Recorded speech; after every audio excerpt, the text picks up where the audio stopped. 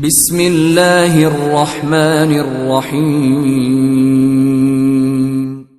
In the name of Allah, the Beneficent, the Merciful. بادشاہ وقت نے لیلا کو دربار میں بلایا، اور چونکہ بڑا شہرہ تھا، یہ جو مجنو جو تھا یہ شہزادہ تھا باقاعدہ، لیکن ہوش و حواس باختہ ہو گئے. بس محبت کا ایسا جنون چڑھا کہ اصلی نام بھی جاتا رہا. تیری محفل میں آ کے بدنام ہوئے، نگاہ زمانہ میں بے نام ہوئے. تو نے وعدہ کیا بچھڑیں گے نہ ہم، تیرے ہی ہاتھوں سے نیلام ہوئے. تشخص مٹ گیا، پہچان مٹ گیا، نام ہی مٹ گیا. کہتے ہیں حضرت امام حسن اور حضرت امیر معاویہ کا جب وہ خلافت کا معاملہ تھا تو کسی نے اس سے پوچھا کہ ہاں بھئی تیری رائے کیا ہے، یہ اس دور میں ہوا ہے نا، تو کہا کہ ہاں تیری رائے کیا ہے. اس نے کہا دونوں ہی حقدار نہیں ہیں، میری لیلا حقدار ہے. تو کہا انت مجنون، تو کہیں پاگل تو نہیں ہو گیا؟ تو اس سے اس کا نام مجنون پڑ گیا.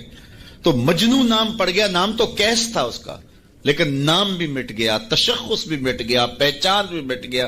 شہزادہ ہو کے گلیوں میں رل گیا، نام بھی باقی نہ رہا. اللہ اکبر. تو خیر بڑی دہائی تھی.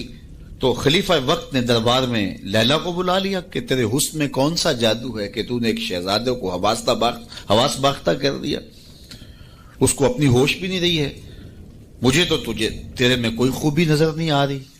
گفت لیلا را خلیفہ کان توئی، کس تو مجنو شد پریشان و غوی، از دیگر خوباں تو افزون ایستی. باقی عورتوں سے تو کوئی انوکھی تو ہے نہیں، تیرے سے زیادہ حسین تو میری لونڈیاں ہیں. گفت خامش چوں تو مجنو نیستی. لیلا نے کہا بادشاہ چپ کر جا، تو کوئی مجنو تو نہیں. میں تمہیں خوبصورت نظر آؤں، تو کوئی مجنو ہے؟ دیدائے مجنو اگر بودے تو را، از دو عالم بے خطر بودے تو را. تیری آنکھ مجنو والی ہوتی پھر تو مجھے دیکھتا. تو ہوش دارو لیک مجنو بے خودست، در طریق عشق بیداری بدست. تو ہوش والا ہے اور مجنو ہوش کو چھٹی دے کے آیا، اور اس کوچے میں جو ہوش کی پونجی لے کر آئے اسے سودا نہیں ملتا. اللہ اکبر. یہاں ہوش گوا کے آنا پڑتا ہے، اس لیے تجھے میں کیسے خوبصورت دکھائی دوں. تو رومی سے نتیجہ نکالتے ہیں، اگر لیلا کو دیکھنا ہو تو مجنو کی آنکھ چاہیے، اور اگر مصطفیٰ کو دیکھنا ہو تو ابو بکر کی آنکھ چاہیے. پھر جلوے انہی کے نظر آئیں گے. اور اقبال نے تو 2 قدم آگے جو ہے وہ بات کر دی. اقبال کہتا ہے مانائے حرفم کنی تحقیق اگر، بنگری با دیدائے صدیق اگر، قوت قلب و جگر گردد نبی، از خدا محبوب تر گردد نبی. اللہ اکبر. اقبال نے کتنی کمال کی بات کر دی. کہا کہ اگر میں تحقیقی بات کروں، معنی حرفم، اللہ اکبر، میں اگر اپنے معنی حرف کی تحقیق اور جستجو کے دائرے میں آ کے بات کروں اور پھر صدیق اکبر کی آنکھ سے دیکھوں تو میں جدھر دیکھوں جلوے محبوب کے دکھائی دیں. اور اگلی بات کر دی، اور اس کی مجھے تشریح کرنی پڑے گی اگر جو ہے وہ اس کا میں ترجمہ کروں. از خدا محبوب تر گردد نبی. اقبال کہتے ہیں کہ خدا سے بھی نبی محبوب لگنے لگ جاتے ہیں. تو اس کا کیا معنی ہے؟ تو اس پر بہت کچھ کہا جا سکتا ہے، لیکن سادہ اس کا مفہوم یہ ہے کہ خدا کی چوکھٹ تک رسائی نصیب ہوتی ہے تو پھر بھی شکریہ نبی کا ادا کرنا پڑتا کہ آپ نہ ہوتے تو یہ در بھی نہ ملتا، یہ دہلیز ملی تو آپ کی وجہ سے ملی نا.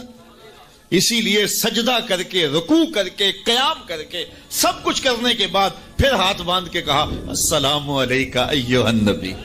اے محبوب تمہارے اوپر سلام ہو جس نے مالک کی دہلیز دکھائی، جنہوں نے مالک کی چوکھٹ دکھلائی، ورنہ آج بھی اندھیروں میں بھٹک رہے ہوتے اگر آپ تشریف فرما نہ ہوتے. نہ خرد کی روشنی تھی، نہ نظر کی، نہ جنوں کی آگ ہی تھی، تیری راہبری سے پہلے یہ جہاں جہاں نہیں. تو زندگی کا حسن ملتا کیسے؟ ہمیں خدا تک آشنائی ملی ہے حضور کے صدقے سے.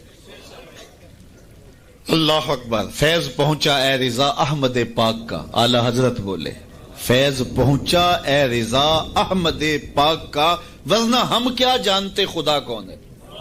پہچان ہوتی انسان کی نظر تو دیکھ کے مانتی ہے نا، دیکھ کے، چھو کے، پکڑ کے، سن کے.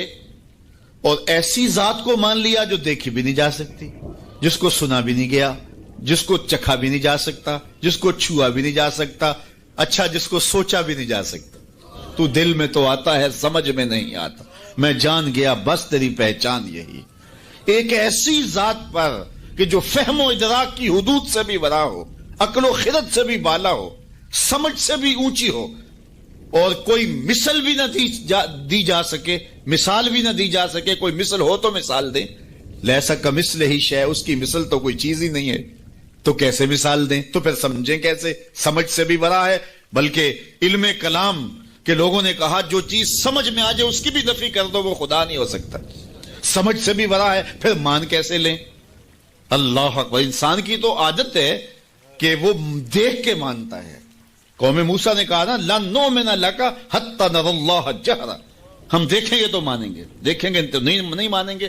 تو انسان کی عادت، اقبال نے بھی کہا خو گرے پے کرے محسوس تھی انسان کی نظر، بن دیکھے خدا کو پھر کوئی مانتا کیوں کر۔ انسان کی نظر محسوسات کی عادی ہے، دیکھتا ہے تو پھر مانتا ہے۔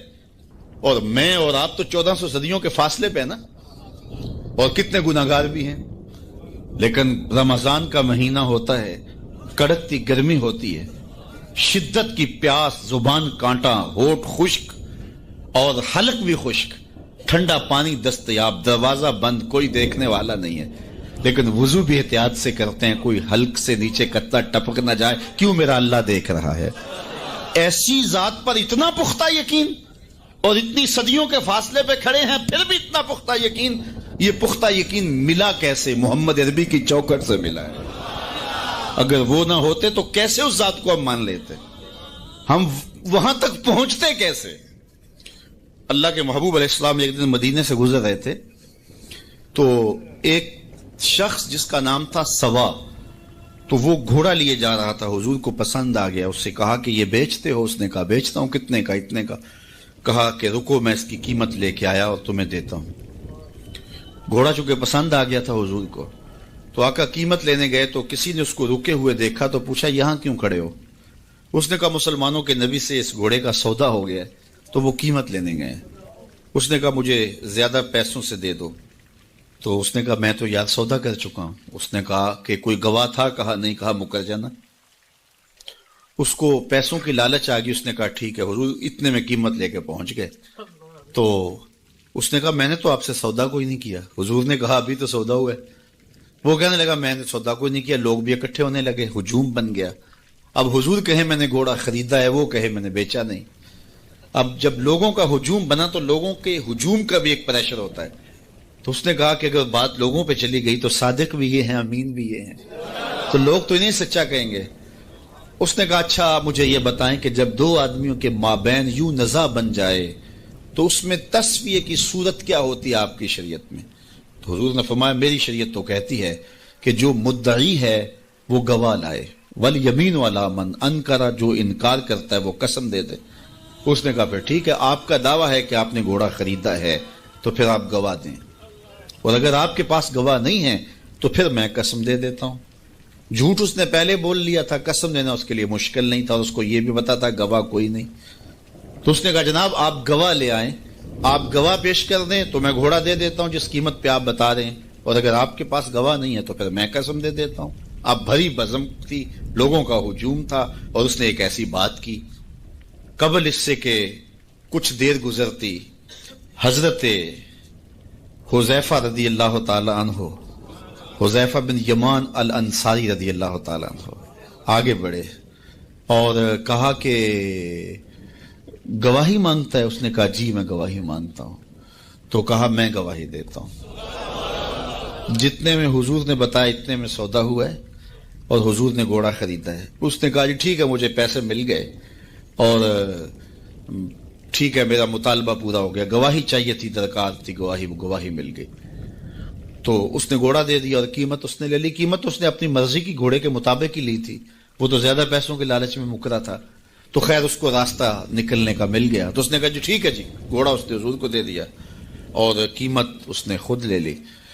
تو حضور علیہ الصلوۃ والسلام جب چلنے لگے، لوگ ہٹنے لگے، تو حضور نے حضرت حذیفہ رضی اللہ تعالیٰ عنہ کو اشارے سے قریب کیا اور کہا کہ تم نے گواہی دی، تم تو موقع پہ موجود ہی نہیں تھے، تو تم نے گواہی کیسے دی؟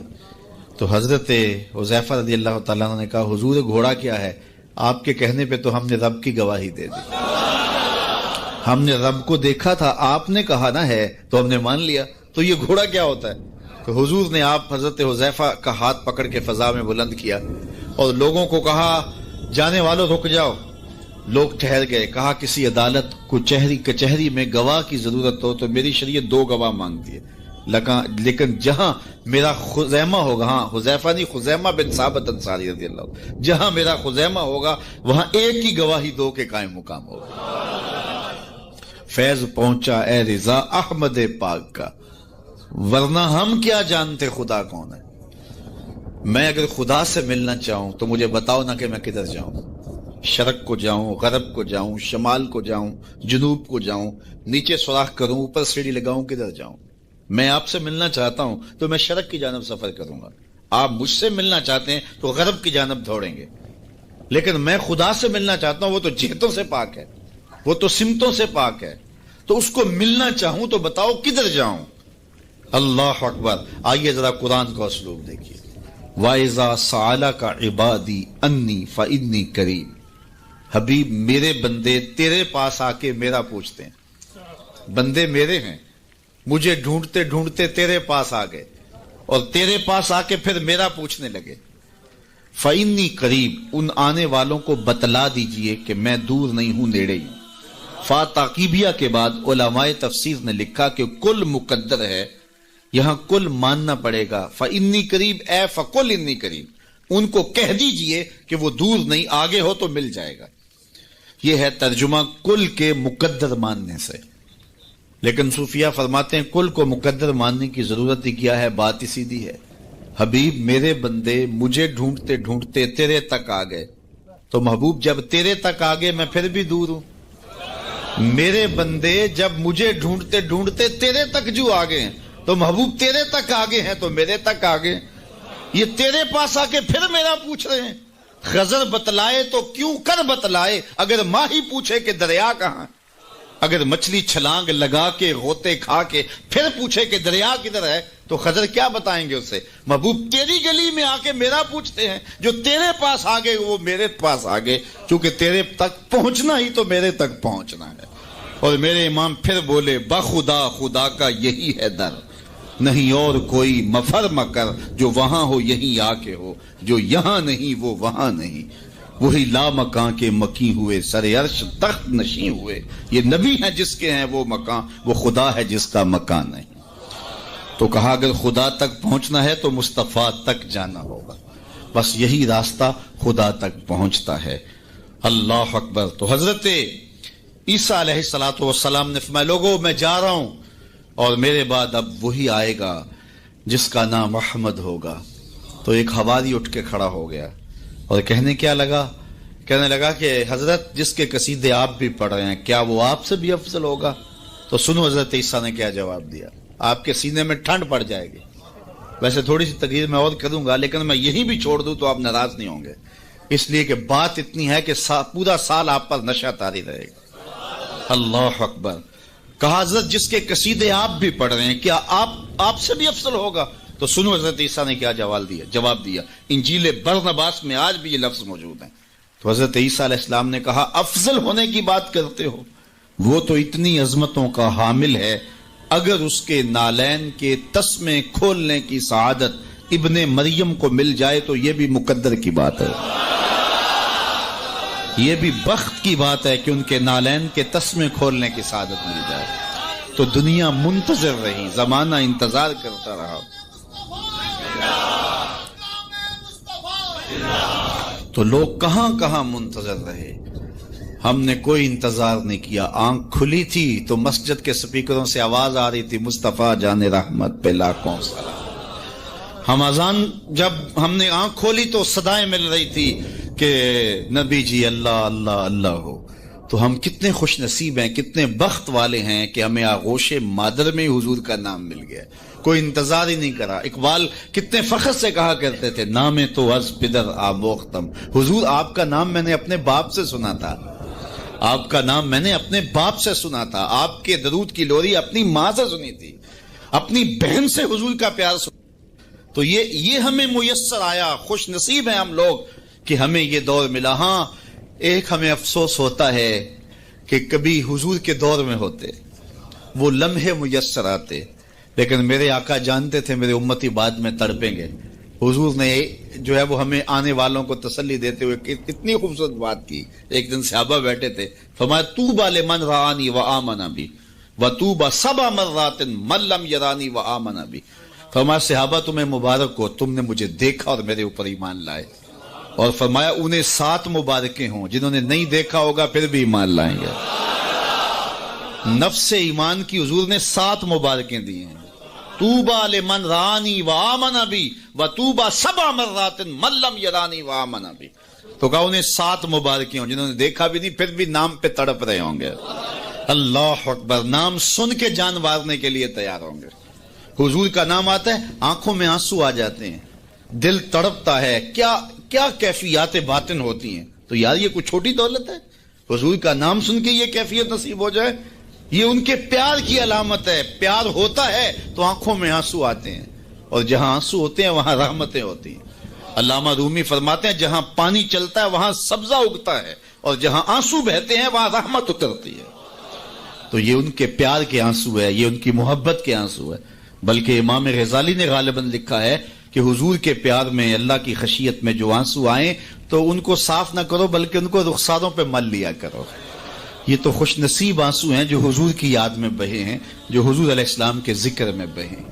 تو یہ میری اور آپ کی خوش بختی. اور اگر وہ نہ آتے تو ہم آج بھی اندھیروں میں ہوتے، ظلمتوں میں ٹھوکریں کھا رہے ہوتے اگر حضور تشریف نہ لاتے. خدا شناسی تو بڑی دور کی بات ہے، ہم خود شناس بھی نہ ہوتے اگر حضور نہ آتے. ہمیں اپنے آپ سے آگہی نہ ملتی، اپنی ذات سے شناسائی نہ ملتی اگر حضور نہ آتے. ورنہ دیکھیے کہ آج کتنے لوگ عقل و بینش، فہم و ادراک میں کتنے آگے ہیں، لیکن کیا انہیں حضور کا در نہیں ملا تو کیا وہ آج آشنائی رب سے اور آشنائی ذات سے مالا مال ہیں؟ کتنے لوگ ہیں PhD ڈاکٹر ہیں لیکن بتوں کے آگے ہاتھ جوڑے اپنی حاجتیں ان کے سامنے پیش کر رہے ہیں. ان کی عقل و فہم، ان کی عقل و بینش، ان کی ڈگریاں انہیں نہیں بتا رہی کہ اپنے بدن پہ بیٹھی مکھی بھی نہ اڑا سکیں میری ضروریات کے کفیل کیسے ہو سکتے ہیں، لیکن آگے کھڑے ہوئے ہیں. اللہ اکبر. لیکن دوسری جانب میں ایک مثال دیا کرتا ہوں. میں ایک بچپن میں ایک چیز دیکھی کہ ہماری مسجد میں ایک بچہ اپنے پینچے کو مل مل کے دھو رہا تھا. تو میں نے دور سے جھڑکنے کے لہجے میں اسے کہا کہ تم نے اتنا زیادہ پانی کھولا ہوا ہے. تو وہ کہنے لگا جی میں گلی سے گزر رہا تھا تو کسی جانور کے پیشاب کا چینٹا پڑ گیا اور میں سکول جا رہا ہوں. اور وہ کوئی درس نظامی کا فارغ تحصیل نہیں تھا کہ اس نے نجاست غلیظہ و خفیفہ کے احکام پڑھے ہوں. تو اس سے میں سوچنے لگا کہ اس ڈاکٹر کو تو سمجھ نہیں آئی جو گائے کا پیشاب تبرک سمجھ کے پی رہا ہے، اور اس 8 سال کے پرائمری کلاس کے بچے کو سمجھ آ گئی اور یہ پانچے کے اوپر پڑے ہوئے پیشاب کے غیر مری چھینٹے کو بھی گوارا نہیں کر رہا. تو میں نے کہا اس کی طبیعت میں یہ تقدس کہاں سے آ گیا؟ تو اندر سے آواز آئی وہ ہے ڈاکٹر لیکن اس کے ہاتھ میں دامن میرے حضور کا نہیں، اور یہ ہے بچہ لیکن ماں نے گٹی میں پیار حضور کا دیا ہے، اس لیے تقدس اس کی روح تک اتر گیا ہے، اس کے باطن میں اتر گیا ہے. تو یہ ان کے صدقے سے ہمیں زندگی کا نور نصیب ہوا ہے. ورنہ آج بھی ہم اندھیرے اور ظلمت میں ہوتے، اور آج بھی ہم کسی بت کے آگے ہاتھ جوڑے کھڑے ہوتے اگر ان کا در نہ ملتا، ان کی چوکھٹ نہ ملتی اور ان کی دہلیز میسر نہ آتی. نہ خرد کی روشنی تھی، نہ جنوں کی آگہی تھی، تیری رہبری سے پہلے یہ جہاں جہاں نہیں تھا. اور آج زندگی کا سارا نور اور باطن کے سارے اجالے اور شعور و عقل اور فہم و ادراک کی ساری دولتیں جو ہمیں میسر ہیں یہ حضور علیہ السلام کی ولادت کے صدقے سے ہمیں میسر آئی ہیں. ورنہ واشیوں سے بدتر معاشرہ تھا اور بدترین معاشرہ تھا جس میں زندگی انسانیت کاٹ رہی تھی. بلکہ میں کہوں گا کہ صرف حضور علیہ الصلوۃ والسلام کی آمد کے فوائد مرتب صرف مسلمانوں پہ نہیں ہوئے، مومنوں پر احسان تو ہے ہی ہے کہ ان کی دنیا بھی اور آخرت بھی سنور گئی، باقی بھی پوری کائنات کے اوپر بسنے والے انسانوں کو جہاں کہیں بھی آپ کو شعور اور روشنی اور اجالا نظر آئے گا وہ سارا صدقہ ہے آمنہ کے جگمگاتے چاند کا. جہاں بھی روشنی نظر آئے گی آپ کو، جہاں بھی کسی نے کچھ سیکھا ہے آج ہم اگرچہ کچھ معاملات میں کچھ قوموں سے پیچھے رہ گئے اور وہ بہت آگے جا چکے ہیں، لیکن انہوں نے یہ نور اٹھایا کہاں سے ہے، یہ روشنی لی کہاں سے ہے؟ اگر معاشرتوں کی روشنیاں ہیں، اگر عدل و انصاف کے نور پھیلے ہیں معاشرے میں اور مختلف قوموں کے اندر، تو وہ سارے کے سارے اسی دہلیز سے لیے گئے ہیں اور اسی چوکھٹ سے اٹھائے گئے ہیں۔ تو ہمیں بھی اسی دہلیز پہ آ جانا چاہیے اور اپنی زندگی کو حضور علیہ الصلوۃ والسلام کے طریقہ کے نور کے مطابق ڈھال لینا چاہیے۔ ہمیں تو کسی اور در پہ جانے کی ضرورت نہیں ہے، ہمیں تو کسی دہلیز پہ ماتھا ٹیکنے کی ضرورت نہیں ہے، ہمیں تو مکمل اسوہ اور مکمل نمونہ زندگی دیا گیا حضور کی ذات کی صورت کے اندر۔ اس لیے ہم اپنی گھریلو زندگی سے لے کر کے اپنے سیاسی امور تک اسی دہلیز سے لے کر کے اپنی زندگی کو جنت بنا سکتے ہیں اور اپنی آخرت بھی بہتر کر سکتے ہیں۔ دوسرے لوگوں نے حضور علیہ الصلوۃ والسلام کے اصول و ضوابط، حضور کے دیے ہوئے جو ہے وہ نظام زندگی سے روشنی لے کر کے اپنی دنیاوی زندگی کو تو جنت بنا لیا، لیکن حضور علیہ السلام سے باطنی تعلق قائم نہ کر سکے اور اپنی آخرت جو ہے وہ روشن نہ کر سکے۔ اور ہمارا تو حضور سے باطن کا ربط ہے، حضور سے دل کا تعلق ہے، اس لیے ہم اپنی آخرت بھی سنوار سکتے ہیں اور ہم اپنی دنیا بھی سنوار سکتے ہیں، شرط یہ ہے کہ ہم حضور کے ہو جائیں۔ پھر ہمیں عزت بھی ملے گی، ہمیں سرخروئی بھی ملے گی، تخت و تاج بھی ہمارے رب کا وعدہ ہے، وَأَنْتُمُ الْأَعْلَوْنَ إِن كُنتُم مُؤْمِنِينَ۔ تم مومن بن کے دکھاؤ، ساری عزتیں تمہارے قدموں پہ رکھیں گے۔ بن کے تو دکھاؤ نا۔ یہ کافر لگتے کیا ہیں؟ کافر لگتے کیا ہیں؟ اگر انہیں دنیاوی عزتیں دی گئی ہیں تو انہوں نے اصول و ضوابط اختیار کیے ہیں۔ اقبال نے وہ جب شکوے کی زبان کھولی تو اس میں کہا نا کہ کافر کو دیے حور و قصور اور مومن کے لیے فقط وعدہ حور، تو اس کے جواب میں کہا تم میں کوئی حوروں کا چاہنے والا ہی نہیں، جلوائے طور تو موجود ہے کوئی موسیٰ ہی نہیں۔ کوئی ہو تو صحیح اور کوئی مانگنے والا تو ہو، تو اس کو ہم کیوں نہیں دیتے؟ ہم تو مائل بکرم ہیں، کوئی سائل ہی نہیں، راہ دکھلائیں کسے راہ رو منزل ہی نہیں، جلوائے طور تو موجود ہے کوئی موسیٰ ہی نہیں۔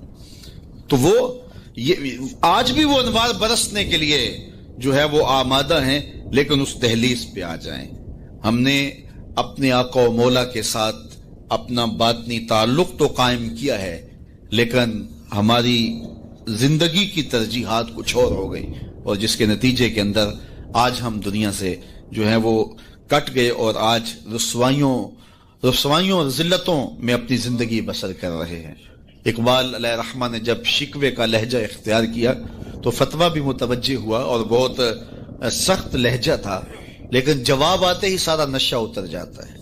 جب وہ شکوہ کرتے ہیں تو اس میں کرتے ہیں کہ تیرے کعبے کو جبینوں سے بسایا ہم نے، نوع انسانی کو غلامی سے چھڑایا ہم نے، صفائے دہر سے باطل کو مٹایا ہم نے، تیرے قرآن کو سینوں سے لگایا ہم نے، پھر بھی ہم سے گلہ ہے کہ وفادار نہیں، ہم وفادار نہیں تو بھی تو دلدار ہے۔ تو بڑا تلخ لہجہ ہے، لیکن اب اس کا جب جواب آتا ہے تو سارا نشہ اترتا ہے۔ لفظ وہی ہیں، صرف صیغہ بدلتا ہے، لفظ وہی رہتے ہیں، صرف صیغہ تبدیل ہو جاتا ہے۔ اب جواب کیا آ رہا ہے؟ پہلے تو یہ تھا کہ صفائے دہر سے باطل کو مٹایا ہم نے، نوع انسانی کو غلامی سے چھڑایا ہم نے۔ اب ادھر سے آواز آ رہی ہے، صفائے دہر سے باطل کو مٹایا کس نے، نوع انسانی کو غلامی سے چھڑایا کس نے، میرے کعبے کو جبینوں سے بسایا کس نے، میرے قرآن کو سینوں سے لگایا کس نے، تھے تو آباب تمہارے ہی مگر تم کیا ہو، ہاتھ پہ ہاتھ دھرے منتظر فردا ہو، ہر کوئی مستے مئے ذوق تن آسانی ہے، تم مسلمان ہو یہ انداز مسلمانی ہے، حیدری فقر ہے نئے دولت عثمانی ہے، تم کو اسلاف سے کیا نسبت روحانی ہے، وہ معزز تھے زمانے میں مسلمان ہو کر، تم خار ہوئے تارک قرآن ہو کر۔ ہماری پستی، ہماری ذلت، ہماری رسوائی اس نظام زندگی کو چھوڑ دینے سے ہے۔ ہم اپنے آپ پہ غور کریں، اپنی زندگی پہ غور کریں، ہم کہاں کھڑے ہوئے ہیں۔ یہ بات تو ہمیں کہی گئی تھی نا کہ جو الطہور نصف الایمان، صفائی آدھا ایمان ہے، لیکن یہ ان لوگوں نے اپنا لیا کہ جن کے مذہب میں نہانا اور غسل کرنا روا نہیں تھا۔ آپ جو ہے وہ فرانس کی خوشبوئیں پوری دنیا کے اوپر مشہور جانتے ہیں، کبھی اس کا پس منظر بھی جو ہے وہ معلوم کیا کہ کیا ہے، چونکہ یہ غسل نہیں کرتے تھے، اور بدن سے اتنی بدبوئیں اٹھتی تھی کہ ان پر جو ہے خوشبو اس پر غالب کرنے کے لیے طرح طرح کی خوشبوئیں یہاں آئیں تاکہ جو ہے وہ بدبو سے لوگ ناک پہ جو لوگ ملنے آتے وہ ناک پہ ہاتھ رکھ لیتے. ان کے بادشاہوں کے جسموں سے بدبوئیں آیا کرتی تھی, ان کے ہاں نہانا نہیں تھا. یہ تو مسلمانوں نے آ کے سکھایا.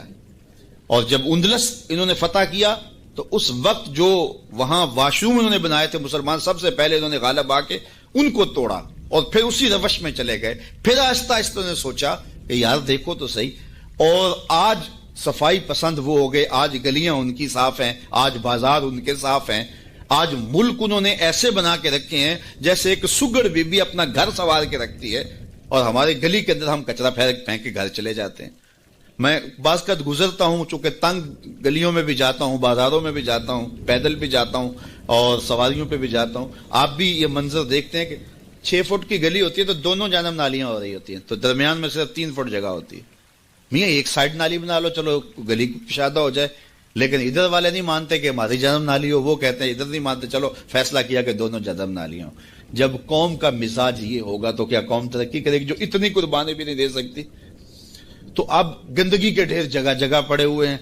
حکومت کو چھوڑیں آپ, حکومت کی ترجیحات, حکومت کی دلچسپیاں, ان کے معاملے, وہ تو جو کرتے ہیں. جو فریضہ ہمارا تھا ہم نے وہ نبھایا, ہم نے اس فریضے کو پورا کیا. تو ہم اپنے رویوں پہ غور کریں. ہمارے آقا نے ہمیں کتنا ستھرا دین دیا تھا, کتنا پیارا دین دیا تھا. میں نے اس مرتبہ میلاد کے موقع پہ کہا کہ دیکھو ہماری ترجیحات, کہ ہم نے پورا, ہم ایک گلی سے گزرا تو وہ گلی کے اوپر پورا وہ گوٹا کناری کی ہوئی تھی اور جھنڈیاں بھی اور چراغاں بھی کیا تھا اور بہت زیادہ پیسے لگے ہوئے ہوں گے. تو نیچے جو ہے وہ گلی تو وہ کچی تھی. تو میں نے کہا اگر یہ اوپر نہ ہوتا, نیچے کنکریٹ کی گلی ان پیسوں سے بن جاتی تو یہ رسول اللہ زیادہ خوش نہ ہوتے اور حضور کی امت کو زیادہ نفع نہ ہوتا اور یہ میلاد کے نام پہ ہو جاتا. لیکن نیچے کچی گلی ہے اور وہ کہتے ہیں یہ حکومت کی ذمہ داری ہے, اور ہم نے اوپر گلی کے اوپر گوٹا کناری بھی کی ہوئی ہے اور اسے چراغاں بھی کیا ہوا ہے اور اس کے اوپر فانوس بھی لٹکائے ہوئے ہیں اور لاکھوں روپے اس گلی کو سجاتے ہوئے ہم نے لگا دیا. لیکن اگر ہم پکی کر لیتے گلی تو وہ زیادہ اچھا نہ تھا کہ وہ ہمیشہ کے لیے جو ہے وہ ایک مسئلہ ختم ہو جاتا. لیکن وہ نہیں کریں گے, یہ کریں گے ہم نے اپنی ترجیحات اپنی مرضی سے مقرر کی ہوئی ہیں. تو میرے رسول صلی اللہ علیہ وسلم نے جو ہمیں دین دیا ہے اس دین کو اختیار. اس کا یہ مطلب نہ لیا جائے کہ میں میلاد کے چراغاں کا مخالف ہوں. آج کل تو یہ بھی بڑا ڈر لگا رہتا ہے کہ فتوے ایک دم جو ہے وہ متوجہ ہو جاتے ہیں اور کافر سے نیچے تو چھوڑتے ہی نہیں نا. لیکن یہ دکھڑے ہیں ہمارے. میں کہتا ہوں گلیاں سجاتے ہو دل ویران نہ رہے. میں کہتا ہوں چراغاں کرتے ہو مکانوں کی چھتوں پہ کرو, میں اس کا انکار نہیں کرتا, لیکن دل کی گلیوں میں اندھیرا نہ رہے. اور تم جھنڈیاں لگاتے ہو حضور کے نام کی, ایک ایک پرت پہ, دل کے ایک ایک پرت پہ نام محمد کی جھنڈی بھی لگاؤ. اور میں نے الحمدللہ جگہ جگہ میلاد کے موسم میں اس مرتبہ توجہ دلائی کہ آپ اس طرح کریں کہ اپنے محلے کے اندر فہرست بنائیں, اپنی گلی کے اندر فہرست بنائیں. اللہ تعالیٰ نے یہ نظام رکھا ہوا ہے. غربت کے زمانے کے اندر بھی ایسا ہوتا ہے کہ ایک گلی کے اندر 20 یا 25 گھر ہیں تو 1-2 گھر والوں کو اللہ تعالیٰ نے مال و دولت سے فرازہ جو ہے وہ مالا مال کیا ہوتا ہے. باقی جو ہے وہ پوری گلی کے لوگ غریب ہو سکتے ہیں, لیکن کوئی ایک آدمی اللہ تعالیٰ وہاں امیر رکھا ہوتا ہے. ایک پورا گاؤں ہے, دیہات ہے اور بڑا غریب دیہات ہے, لیکن وہاں بھی کچھ 5, 10, 15 ذمہ دار ہوتے ہیں یا کچھ لوگ مالی طور پہ مستحکم ہوتے ہیں. یہ اللہ تعالیٰ نے نظام رکھا ہے. وہ جو 5-10 لوگ ایک بستی میں امیر ہیں, ایک گلی کے اندر 15 یا 20 گھر ہیں تو سارے غربا کے گھر ہیں, تو 2-3 گھر جو ہیں اللہ تعالیٰ نے ان کو نوازا ہوا ہے. تو وہ 2-3 گھر یا اس گاؤں کے اندر جو ہے وہ 10-12 لوگ وہ سوچیں کہ ہمیں سرخاب کے پر لگے ہیں کہ ہمیں دولت زیادہ دی گئی ہے. عقل و فہم کی وجہ سے بھی دولت زیادہ نہیں ہوتی. میاں صاحب فرماتے ہیں بے وقوفاں دے نوکر ویکھے دانش مند سیانے. ایسا بھی ہوتا ہے. یہ اللہ کی تقسیم ہے, وہ جس کو عطا کر دے. تو اب جس کو دولت زیادہ دی گئی ہے وہ سوچے کہ مجھے کیوں زیادہ دی گئی ہے. علماء نے کہا کہ جس کو کوئی زیادہ فراوانی دی گئی ہے اس کا جو ہے وہ, مثال کے طور پہ وہ کہتے ہیں کہ جو گائے ہے اور بھینس ہے اس کا دودھ اس کے بچے کی ضرورت سے زیادہ ہوتا ہے تو باقیوں کے لیے بھی حلال قرار دیا گیا کہ وہ نفع پہنچائے. جس کو مال اس کی ضرورت سے زیادہ دیا گیا ہے تو وہ اس مال کے ذریعے اپنے کم از کم رشتہ داروں میں اور اپنے محلے میں اپنی گلی میں کم از کم دیکھے. اور میلاد کے موسم کے اندر وہ غور کرے کہ میری گلی میں 15 گھر ہیں, اس میں کوئی غریب ہے تو آج میلاد کے دن ایسا نہ ہو کہ آج بھی وہ غربت میں دن گزارے، اگر اس کو آپ ایک مہینے کا راشن دے دیتے ہیں اور ساتھ لکھ کے چٹ اس کے اندر ڈال دیتے ہیں میلاد مبارک، اور درود پڑھتا رہے گا اور حضور علیہ الصلوۃ والسلام کا صدقہ کھاتا رہے گا، تو کتنا اچھا ہو۔ تو یہ وہ چیزیں ہیں جس کی طرف ہمیں توجہ کرنی چاہیے، اور میں سمجھتا ہوں کہ حضور علیہ السلام کی محبت سے معاشرے کے دکھ جو ہیں وہ سمیٹے جا سکتے ہیں۔ آقا کریم علیہ الصلوۃ والسلام نے محبت سے ہی معاشرت کو جو ہے وہ اپنے قریب کیا، اور لوگ ایمان کی دولت سے مالا مال ہو گئے۔ وہ ایک بچہ آیا نا اپنی ماں کے لیے لباس لینے کے لیے، اور پہلے وہ گیا اپنے چچا کے پاس، اس کی ماں بیوہ تھی اور اس کا لباس پھٹ گیا تھا، اور وہ اپنے چچا کے پاس گیا تو اس نے دتکار دیا۔ اللہ اکبر، فذالک الذی یدعو الیتیم، یدعو الیتیم، یہ قرآن نے بتایا ہے کہ یہ وہ بد نصیب لوگ ہیں جو یتیموں کو دھکے دیا کرتے ہیں۔ تو وہ ماں نے اس کو روکا تھا، بیٹا نہ جانا، تاریخ خیرب پڑھیں، ماں نے کہا تھا بیٹا نہ جانا، لیکن اس نے کہا کہ تیرے بدن کے اوپر جو لباس ہے وہ بھی پھٹ گیا ہے اور جگہ جگہ سے جسم جھلک رہا ہے، تو میں اپنے چچا سے آپ کے لیے لباس لے کے آتا ہوں۔ پھر جو رویہ اس نے اختیار کیا تو واپس روتا ہوا آ رہا تھا، تو کسی نے راستے نے پوچھا کہ کیا ماجرا ہوا؟ اس نے کہا چچا کے پاس گیا تھا ماں کے لیے لباس لینے، اس نے تو لا کے بھیج دیا۔ اللہ اکبر۔ تو اس نے کہا کہ جا سین حرم میں محمد نام کا ایک شخص بیٹھا ہوا ہے، اگر تو اپنا دکھڑا اس کے سامنے پیش کرے تو وہ امید ہے تمہیں رد نہیں کریں گے، لیکن سن لے ان کا دین کوئی اور ہے۔ اللہ اکبر۔ اپنے ماں کے پاس آیا تو ماں کو کہا کہ چچا نے تو لا کے بھیج دیا، لیکن آپ کی حالت مجھ سے دیکھی نہیں جا رہی۔ بچہ ابھی شعور کی منزلوں میں قدم رکھ رہا تھا، پہلے بہت چھوٹا تھا، اب اس کے اندر ایک جذبات تھے بچے کے اندر۔ تو ماں نے کہا کہ بیٹا نہیں، ان کے پاس نہیں جانا، سنا ہے کہ وہ جو ان سے ملے دین دھرم چھین لیتے ہیں اس کا۔ اللہ اکبر۔ تو حضور علیہ الصلوۃ والسلام کے پاس جانے سے ماں روکنے لگی، لیکن بچے نے کہا کہ امی میں پکا رہوں گا، بتوں کا وفادار رہوں گا، تم اس ٹینشن کو، اس پریشانی کو چھوڑ دو۔ اور حضور کی خدمت میں حاضر ہوا۔ حضور صحن حرم میں چادر اوڑے بیٹھے ہوئے تھے، اور جا کے کہنے لگا میں پہلے بات آپ سے کر لیتا ہوں، آپ کا دین میں نے قبول نہیں کرنا۔ حضور مسکرا کے بولے بیٹا بتاؤ کس لیے آئے ہو؟ کہا میری ماں بے لباس ہے، میں آپ سے لباس لینے آیا۔ حضور نے چادر رحمت اتار کے اس کے کندھوں پہ ڈالی۔ اللہ اکبر۔ وہ واپس آ گیا اور ماں پر حضور کی چادر اڑائی۔ اللہ اکبر۔ اور ماں نے کہا کہ بیٹے اس نے اپنا دین تو نہیں تجھے دیا؟ کہا نہ، میں نے پہلے کہہ دیا تھا تیرے دین نہیں مانوں گا۔ ماں کہنے لگی پتر اس کا دین ماننا چاہیے، یہ جس نے رحمت کی چادر ہمارے سر پہ تان دی۔ اللہ اکبر۔ تیری تک کے ادامہ میں مرید ہو گئے۔ اس بوڑھی عورت کا قصہ بھی آپ نہیں بھول سکتے، جو گھر کا سامان باندھ کے اپنے دروازے پہ بیٹھی ہوئی تھی، اور اس نے سنا تھا مکے میں ایک جادوگر آیا ہے جسے ملتا ہے اس کا دین چھین لیتا ہے۔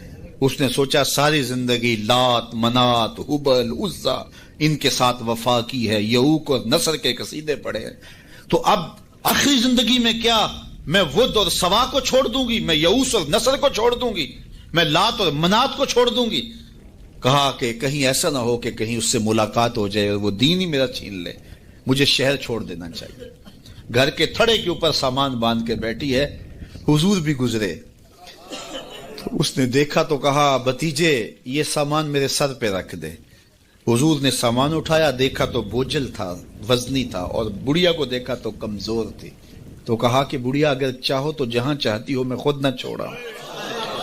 اس نے کہا اس سے بڑی مہربانی کیا ہوگی، میں تو لا ولد ہوں، میری تو اولاد نہیں ہے، تو میں شہر چھوڑ کے جا رہی ہوں۔ راستے میں حضور نے سامان اٹھایا ہوا ہے اور بڑھیا سے باتیں بھی کرتے جا رہے ہیں۔ تو بڑھیا کو کہا کیوں جا رہی ہے؟ اس نے کہا کہ سنا ہے یہاں ایک جادوگر ہے جو لوگوں کا دھرم لوٹ لیتا ہے، لوگوں کا دین لوٹ لیتا ہے۔ میں نے ساری زندگی بتوں سے وفا کی ہے، میرے آباء و اجداد نے بتوں سے وفا کی ہے، میں چاہتی ہوں دین اجداد ہاتھ سے چھوٹ نہ جائے، آخر اس شہر میں رہتی ہوں کہیں مل نہ جائے، تو میں چاہتی ہوں کہ میں شہر چھوڑ جاؤں، زندگی کی چند سانسیں باقی ہیں، میں وفا کے ساتھ تو گزاروں۔ غالب نے کہا تھا نا وفاداری بشرط استواری اصل ایمان ہے، اس پہ اختلاف بھی کیا جا سکتا ہے۔ مرے کعبے میں تو بت خانے میں گاڑو برہمن کو، وہ کہتا ہے چاہے بت سے وفاداری ہو، وفاداری تو اس نے کہا میں تو وفاداری کرنا چاہتی ہوں اپنے بتوں سے، اور میں شہر چھوڑ کے مکہ جا رہا ہوں۔ جانتی ہوں ام القریٰ ہے، بستیوں کی ماں ہے، اس شہر کو شہر جمال کہتے ہیں شہر خوباں ہے لیکن میں اس شہر کو چھوڑ کے جا رہی ہوں. خیر حضور نے کچھ نہیں کہا، اس کا سامان نہیں پھینک دیا کہ ٹھیک ہے تم پھر جاؤ. سامان اس کا اٹھایا اور جہاں تک اس نے جانا تھا سامان پہنچایا. سامان سپرد کر کے واپس پلٹنے لگے تو اس نے کہا بچے اپنا نام تو بتا دے. لوگ کہیں گے کہ مکہ چھوڑ آئی ہو تو بتاؤں گی ایک جادوگر کے دکھ سے چھوڑ آئی ہوں. تو وہ کتنا برا بھلا کہیں گے شہر مکہ کو کہ جس مکہ سے لوگ نقل مکانی کرنے پہ مجبور ہو گئے. تو میں انہیں یہ بھی بتاؤں گی کہ جس مکے میں جادوگر رہتا ہے اتنا اچھا نوجوان بھی رہتا ہے. تو تیرا نام لیا کروں گی، تیرے قصیدے پڑھا کروں گے. تو حضور علیہ السلام مسکرا پڑے، کہا بڑھیا جس جادوگر سے بھاگ کے آئی ہے وہ تیرے سامنے کھڑا ہے. اس نے کہا سچ سے آپ ہی محمد ہیں؟ حضور نے فرمایا نام میرا یہی ہے. تو اس نے کہا پھر آپ کا جادو میرے پہ چل گیا ہے. اللہ اکبر، تیری تک کے ادامہ میں مرید ہو گئی. لوگوں کی خدمت کریں، بوڑھوں کے کام آئیں، دکھیوں کے کام آئیں، مصیبت زدہ کے کام آئیں. حضور یتیم ہو کے یتیم پرور تھے، لاچاروں کی مدد کرتے، لوگوں کے گھروں میں پانی بھر کے دے دیتے اور دکھیوں کے کام آ جاتے اور مصیبت زدوں کے کام آ جاتے. تو حضور سے پیار کرنے والوں، امت میں آپس میں حسد نہ پھیلاؤ، بغض نہ کرو، نفرتوں کے پہاڑ اکٹھے جو کھڑے نہ کرو، ایک دوسرے سے پیار کرو، جڑو، امت وحدہ بنے اور اپنے ماحول کو، اپنی معاشرت کو ایک خوبصورت معاشرت کا رنگ دو اور اپنی زندگی کو حضور کے نام کر دو. حضور کی محبت تو انسانوں کو جوڑتی ہے. حضور علیہ السلام کی محبت تو انسانوں کو یکجا کرتی ہے. جس طرح ایک باپ کے بیٹے ہوتے ہیں اور آپس میں پیار کرتے ہیں اور ان کی سانج باپ ہوتا ہے، ساری امت کی سانج آمنہ کے لال ہے. تو حضور کی وجہ سے ہم جڑے ہوئے ہیں، حضور کے نام پہ ہم اکٹھے ہوئے ہیں. تو اپنی زندگیوں کے اندر عملی تبدیلی پیدا کریں. آقا کریم کی اسوہ نور کو دیکھیں، کتنا میٹھا اسوہ تھا میرے حضور کا، کتنی میٹھی زندگی گزار کے گئے ہیں، کتنا پیارا دور حضور نے گزارا ہے. اور وہ ہمارے لیے مکمل، اکمل اور خوبصورت نمونہ ہے حضور کی حیات طیبہ. اللہ ہمیں حضور علیہ السلام کی حیات کا نور نصیب کرے اور زندگی کے جو ایام ہمیں بچے، ہمیں میسر آئے ہیں، ان ایام میں یاد خدا میں ہماری زندگی گزرے. جب ہم ایک دوسرے سے پیار کریں گے، حسد نہیں ہوگا، حقد نہیں ہوگا، بغض نہیں ہوگا، کینے نہیں ہوگے، نفرتیں نہیں ہوں گی، تو پھر زندگی خوشگوار ہوگی. ہم نے اپنی زندگی کو خود جہنم زار بنایا ہو. ایک دوسرے کے اوپر ہماری بدگمانیاں، ایک دوسرے کے اوپر حسد، بغض اور کینے، اس نے زندگی کو اوکھا کر دیا ہوا ہے. اور سمجھتے یہ ہیں کسی نے جادو کر دیا ہے، کسی نے ٹونا کر دیا ہے، کسی نے سایہ کر دیا، کسی نے تعویذ ڈال دی ہیں. اور میاں نہیں ڈالا ہوا، ہم نے اپنے اندر تعویذ خود حسد اور بغض کے ڈالے ہوئے ہیں. وہی ہمیں چین نہیں لینے دیتے، ہمیں سکون نہیں آنے دیتے. اور اگر اپنے اندر کو صاف کریں، ستھرا کریں، پاکیزہ کریں، 5 گانا سجدہ ریزی کی عادت ڈالیں، کسی کا برا نہ چاہیں، اللہ کی مخلوق کے لیے رحمت اور راحت کا سامان بن جائیں، تو پھر دیکھنا کہ کوئی تعویذ آپ کے اوپر نہیں ہوگا. کسی بابے کے پاس چوکڑی بھرنے کی ضرورت بھی نہیں ہوگی اور گڑولیاں بھرنے کی ضرورت بھی نہیں ہوگی. تمہارا رب اتنا مہربان ہے کہ 70 ماؤں سے زیادہ اپنے بندے سے پیار کرتا ہے. ہر ایک شخص کے ساتھ اس نے ایک محافظ فرشتہ مقرر کیا ہوا ہے جو شیاطین سے حفاظت کرتا ہے بندے کی. تو اس کی تو کرم نوازی ہے. زندگی کو اوکھا ہم نے خود اپنے لیے بنایا ہوا ہے. تو زندگی کو سوکھا بنائیں، زندگی کو آسان بنائیں، زندگی کو راحت قدا بنائیں، جہنم قدا نہ بنائیں. اور یہ تب ممکن ہوگا جب ہم حضور علیہ السلام کے طریقہ حیات کے مطابق اپنی زندگی ڈال لیں گے. میلاد میں آنے والوں کے لیے یہی پیغام ہے. اللہ تعالیٰ جل شانہ آپ سب کو دنیا آخرت کی بھلائیاں عطا. سيدنا ومولانا محمد اللهم صل على سيدنا ومولانا محمد. اللہ کے شیر ہے در کرار پر درود، اللہ کے شیر ہے در کرار پر درود، اللہ کے شیر ہے در کرار پر درود. حضرت حسن حسین کے کردار پر درود. اللہم صل علی سیدنا و مولانا محمد. سیدنا علی و سیدتنا